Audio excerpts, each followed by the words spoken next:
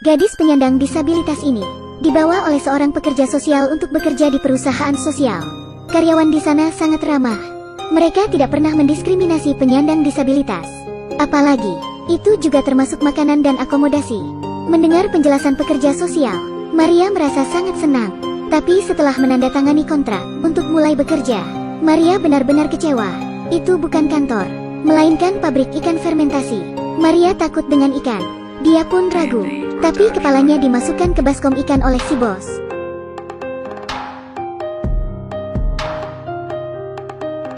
Sekarang kalian sudah dekat kan? Masih kurang dekat? Maria berusaha melawan, tapi bos langsung memukulnya. Tidak hanya itu, dia bahkan dimasukkan ke ruang pendingin ikan. Maria menggigil. Kau mau keluar dan bekerja sekarang? Aku ingin pulang. Tolong hubungi pekerja sosial. Bos menuangkan sekarung garam ke ember, lalu menutupnya dengan benda berat di atasnya, agar dia berfermentasi. Saya tak tahu sudah berapa lama, tapi wajah Maria sudah putih membeku. Dia pingsan. Bos kejam itu membangunkannya dengan air panas, lalu bertanya, bagaimana? Sekarang kau sudah siap bekerja? Maria yang kedinginan, hanya ingin keluar dari situ. Itu saja, Maria dipaksa bekerja keras sepanjang hari, tapi dia tidak menyerah. Malamnya, saat bos sedang istirahat, dia memanjat tembok, dan berhasil keluar dengan berguling. Dia pikir dia bisa melarikan diri setelah bertemu polisi, tapi tak diduga, polisi dan bos bersekongkol. Maria pun tertangkap lagi, dan dimasukkan ke ember es. Tolong aku. Kau harus mendengarkan mereka, agar mereka memberikanmu makanan enak. Ini adalah perusahaan sosial yang menerima penyandang disabilitas. Tapi anehnya, pintu pabrik dikunci dari luar. Bagian dalam pabrik juga dipasang CCTV, seperti penjara dengan keamanan maksimum. Benar sekali, ini adalah pabrik tempat penyandang disabilitas dipaksa bekerja. Pekerja sosial memikat orang-orang dari panti asuhan. Polisi bertindak sebagai pelindung. Pemerintah, bisnis, dan masyarakat bekerja sama. Bahkan jika para pekerja itu mati, mereka tidak akan peduli, karena mereka juga bisa mendapatkan uang asuransi dari orang mati. Dapat dikatakan bahwa mereka sangat tak bermoral. Maria juga menjadi sasaran pelecehan seksual. Mandor memanggilnya ke ruang cucian. Karena menolak, dia pun dipukuli. Maria yang malang melukai pergelangan tangannya. Ketika dia sadar, dia sudah di rumah sakit. Dia melihat orang di sebelahnya. Itu adalah mandor yang melecehkannya. Maria melepaskan infusnya, lalu segera melarikan diri. Dia pergi ke jembatan, dan hendak melompat. Dia tidak ingin mati, tapi rasa sakit yang dialaminya membuatnya tak punya pilihan. Berada di antara hidup dan mati. Tiba-tiba, Maria melihat stiker iklan di kakinya, yang berbunyi, "Jangan bunuh diri, taksi mewah akan membalaskan dendammu." Itu adalah layanan balas dendam paling misterius di Korea. Untuk menghukum penjahat yang lolos dari hukum, Doki menyamar sebagai sopir taksi, dan melawan kekerasan dengan kekerasan.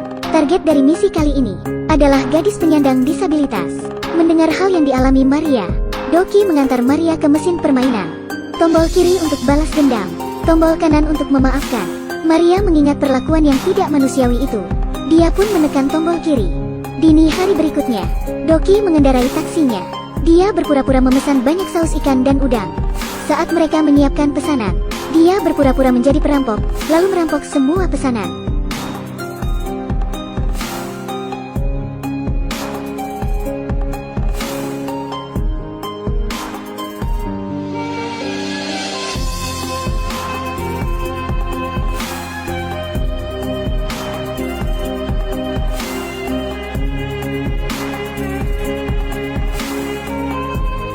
Aku menyerah. Mengapa kau melakukan ini padaku? Itu yang ingin kutanyakan. Mengapa kau melakukan itu? Mengetahui itu, bos sangat marah. Jika tak mengirimkan pesanan tepat waktu, mereka harus membayar 3 kali lipat dalam kontrak. Tidak mungkin, dia memesan barang secara online. Tapi dia tidak tahu bahwa komputernya telah diretas oleh rekan Doki, Go-eng. Kemanapun bos memesannya, taksi mewah yang akan menerimanya. Ya, mereka mampu melakukan itu. Rekan Doki yang lain menjual saus ikan dan udang yang dirampok Doki. Mereka mendapat untung yang banyak. Tapi saat bos masuk ke gudang, Doki sudah menunggunya. Pengusaha yang tak bermoral itu akan dihabisi. Tubuh Doki sangat gesit. Dia mengalahkan bos dengan mudah.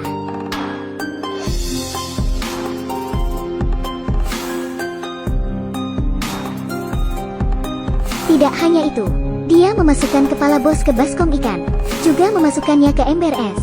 Dia dibalas dengan cara yang sama seperti yang dilakukannya pada Maria.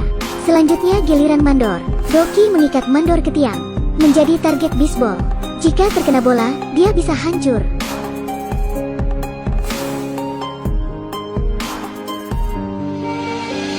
Setelah itu, polisi ini juga tak boleh dibiarkan. Doki memasang penemuan terbaru mereka di bagian depan mobil. Perangkat kecelakaan mobil. Dia menginjak gas menuju mobil polisi di depan. Sialan. Aku seorang polisi dari Republik Korea. Tolong, aku bisa mati. Akhirnya, giliran pekerja sosial. Mereka menipu pekerja sosial itu, lalu memasukkannya ke ruang pendingin, agar difermentasi selama 3 hari 3 malam. Sejak itu, keempat bajingan itu tidak pernah terlihat lagi. Mereka semua dikurung di sel gangster, oleh wanita gangster paling kejam di Korea. Lalu, Maria dan pekerja lain kembali ke rumahnya masing-masing. Taksi mewah menggunakan uang yang mereka dapatkan untuk membangun kembali pabrik itu. Dan Maria menjadi pemilik pabrik yang baru. Lagi pula, secara hukum, pemilik pabrik itu haruslah penyandang disabilitas. Meski cara mereka cukup ekstrim, tapi bagi yang lemah, mereka tak memiliki cara lain untuk mendapatkan keadilan. Oke, sekian review kali ini. Jika Anda menyukai video ini, jangan lupa untuk like dan share ya.